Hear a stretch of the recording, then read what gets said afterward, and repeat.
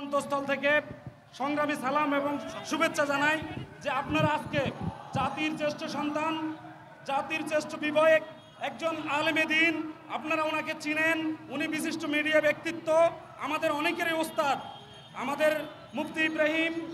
হুজুরের উপর ন্যাক্কারজনক যে হামলা হয়েছে, আমি আশা করি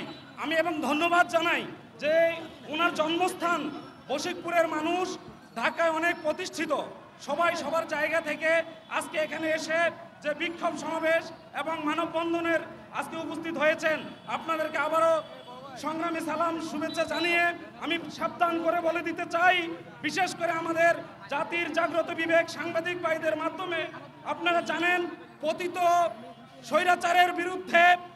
বাংলাদেশের প্রতিটি অঞ্চলে যিনি তার অবস্থান থেকে ভূমিকা রেখেছেন এবং আমাদেরকে জাগ্রত করেছেন, জাতির সেই বিবেক একজন আলেমের উপর,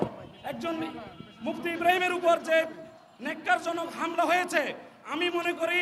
বিশেষ করে অন্তর্বর্তীকালীন সরকারের প্রধানের কাছে আমাদের অনুরোধ থাকবে এই হামলার পুরো পুঙ্খানুপুঙ্খ তদন্ত করে যেন যে কোনো মূল্যে এই ন্যাক্কারজনক হামলাকারী এই বেয়াদবের নাম আমি উচ্চারণ করতে চাই না, এই বেয়াদবকে আইনের আওতায় এনে এই বেয়াদবের দাঁত ভাঙা জবাব দিবে প্রশাসনের মাধ্যমে, এই প্রত্যয় ব্যক্ত করে আমি আবারও সাংবাদিক ভাইদেরকে ধন্যবাদ জানাবো। আপনারা আলেম ওলামার এই ন্যাক্কারজনক হামলাকে আপনাদের মিডিয়ার মাধ্যমে জাতির সামনে তুলে ধরে যেন ন্যায় বিচার সুনিশ্চিত হয়, সেই আশাবাদ আপনাদেরকে রেখে আবারও সকল উপস্থিতিকে ধন্যবাদ জানিয়ে আমি আমার নোয়াখালী বিভাগ বাস্তবায়ন মঞ্চ তথা বৃহত্তর নোয়াখালীবাসীর পক্ষ থেকে, বশিকপুরবাসীর পক্ষ থেকে আপনাদেরকে আজকের এই উপস্থিতির জন্য ধন্যবাদ জানিয়ে ন্যাক্কারজনক হামলার তীব্র প্রতিবাদ জানিয়ে আমি আমার সংক্ষিপ্ত কথা শেষ করছি। আসসালামু আলাইকুম ওয়া রাহমাতুল্লাহ।